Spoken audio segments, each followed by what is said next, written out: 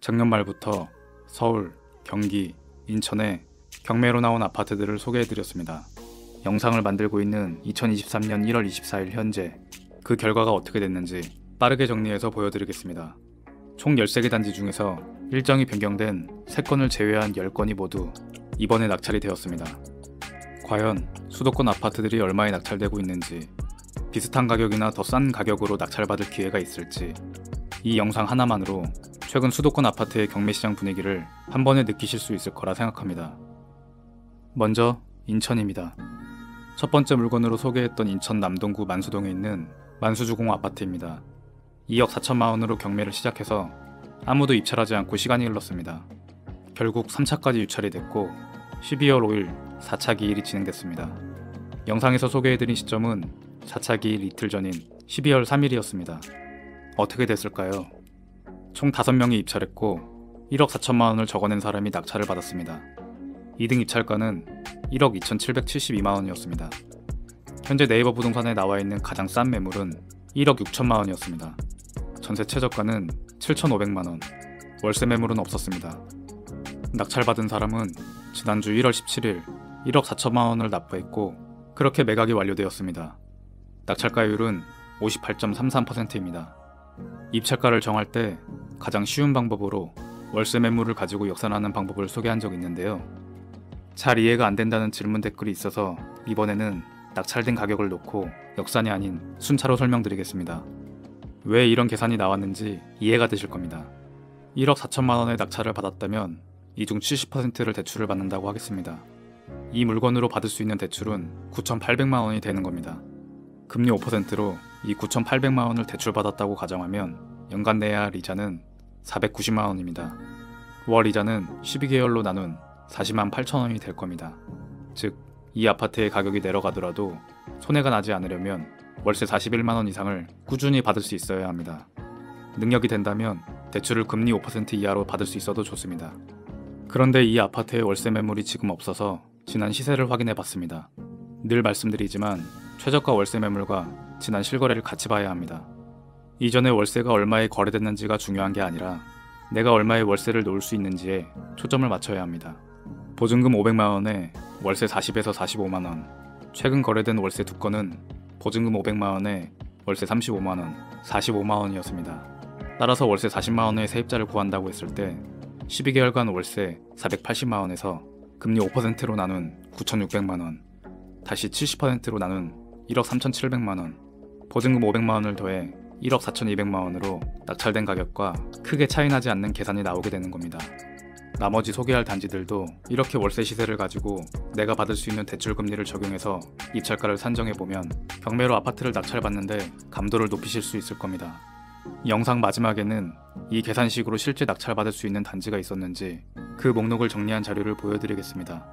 어느 아파트는 정말 터무니없이 높은 가격이 낙찰이 돼서 이런 방식을 쓸모가 없게 만들어 버리기도 합니다. 이어서 보겠습니다. 인천에서 두 번째 물건으로 소개했던 인천 미추홀구 용현동에 있는 인천 SK 스카이뷰 아파트 25평입니다. 6억 300만 원으로 경매를 시작해서 2차까지 유찰됐습니다. 11월 29일 진행된 3차 기일에서 결과가 나왔습니다. 얼마에 낙찰이 됐을까요? 예상보다 높은 가격에 낙찰이 됐습니다. 경쟁자가 많았다는 의미겠죠. 총 10명이 입찰했고 4억 5천만 원을 적어낸 사람이 낙찰을 받았습니다. 2등 입찰가는 3억 7,300만 원이었습니다. 1등의 입찰가는 2등보다 7천만 원 이상 비싸면서 매물로 나온 최저가 4억보다도 5천만 원 비싼 금액입니다. 이 사연은 알 수가 없었습니다. 이런 사람을 경쟁자로 만나면 제 아무리 뛰어난 경매 전문가라도 낙찰받을 수 없는 물건이 됩니다. 낙찰가율은 74.63%입니다. 오늘 소개해드릴 물건들의 낙찰 결과 중에 가장 높은 낙찰가율입니다. 세 번째로 소개했던 물건은 방금 나온 인천 SK 스카이뷰 같은 단지의 35평입니다. 7억 1,600만 원에 시작해서 아무도 입찰하지 않고 3차까지 진행이 됐습니다. 이 물건의 경쟁률은 엄청났습니다. 총 32명이 입찰했고 4억 9,490만 원을 입찰가로 적어낸 사람이 낙찰받았습니다. 2등 입찰가는 500만 원 정도 차이가 나는 4억 8,977만 원이었습니다. 현재 네이버 부동산에 나와 있는 가장 싼 매물은 5억이었습니다. 이번 달 4억 8천만 원, 그리고 4억 8,500만 원의 실거래가 있었습니다. 결과적으로 경쟁이 너무 치열해 너무 높은 낙찰가가 돼버렸습니다. 시간이 해결해주겠지만 인천은 올해 너무 많은 물량이 예고되어 있어서 당분간 낙찰가 밑으로 시세가 내려갈 수 있는 가능성까지 염두에 두고 입찰가를 정해야 할 것입니다. 인천 경매 물건으로 소개한 네 번째 아파트는 인천 송도에 있는 송도더샵 그린에비뉴 7단지였습니다. 16억 4,700만원에 경매 시작한 이 아파트는 1월 4일 최저가 반가격인 8억 703만원부터 입찰을 시작했습니다. 영상에서 소개해드린 시점은 약 한 달 전인 12월 3일이었습니다. 해당 영상에서는 전세 매물의 가격 때문에 이번에 낙찰이 될 것이라고 자신있게 말씀드렸었는데 어떻게 됐을까요? 총 4명이 입찰했고 10억 8,703만원을 입찰가로 써낸 사람이 낙찰받았습니다.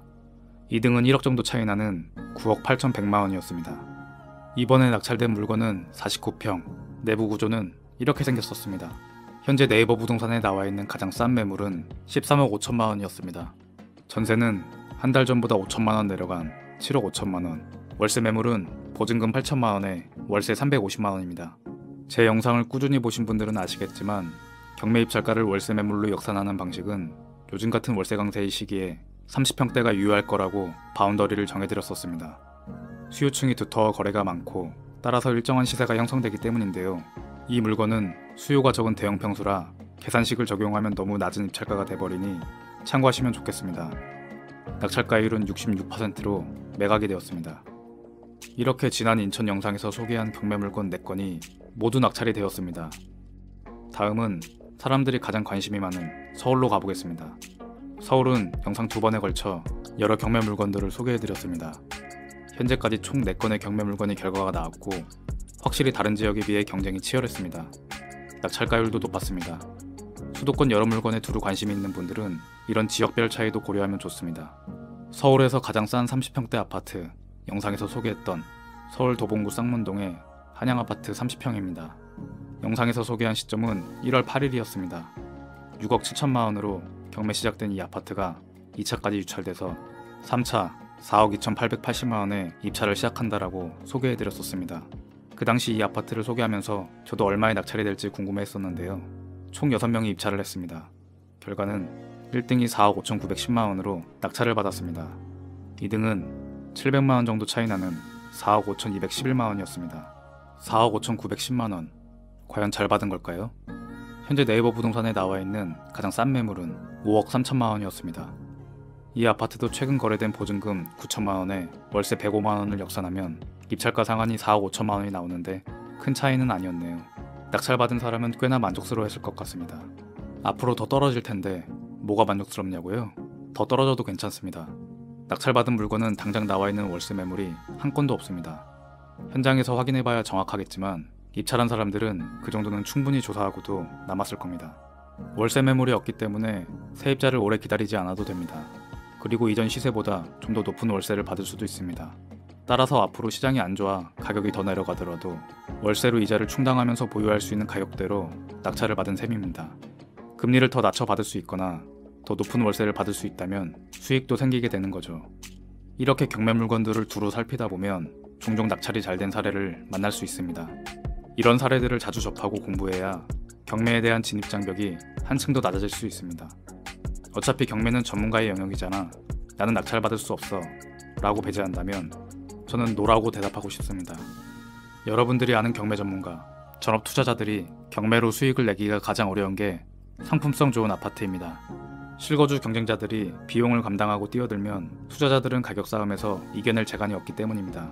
그래서 아파트에 있어서만큼은 실수요자들의 경매 물건을 더 많이 살펴야 하는 겁니다. 계속해서 보겠습니다. 반값에 나온 서울 30평대 아파트 영상에서 소개해드린 첫 번째 물건입니다. 서울 금천구 시흥동에 있는 벽산 1단지 31평인데요. 6억 5,800만원으로 입찰을 시작한 이 아파트는 5억, 4억, 3억대까지 유찰됐었습니다. 영상에서 소개해드린 시점은 4차 기일 전 12월 17일이었습니다. 이 아파트는 총 23명이 입찰을 했습니다. 정말 많은 사람들이 참여했죠. 1등은 4억 6,130만원, 2등은 4억 4,999만원을 입찰가로 써냈고 낙찰가율 70.11%로 낙찰이 되었습니다.